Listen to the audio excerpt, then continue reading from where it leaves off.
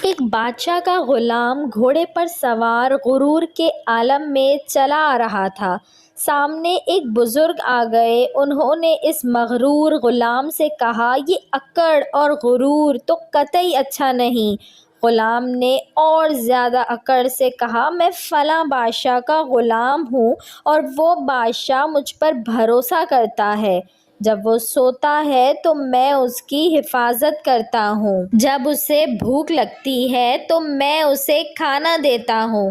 کوئی حکم دیتا ہے تو فوراً بجا لاتا ہوں۔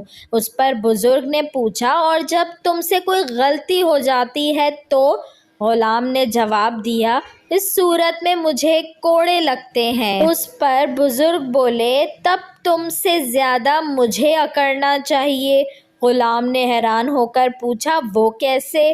بزرگ بولے، میں ایسے بادشاہ کا غلام ہوں کہ جب میں بھوکا ہوتا ہوں تو وہ مجھے کھلاتا ہے، جب میں بیمار ہوتا ہوں وہ مجھے شفا دیتا ہے، جب میں سوتا ہوں تو وہ ہر طرح میری حفاظت کرتا ہے، اور جب مجھ سے غلطی ہو جائے اور میں اس سے معافی مانگ لوں تو بغیر کوئی سزا دیے اپنی رحمت و مہربانی سے مجھے بخش دیتا ہے۔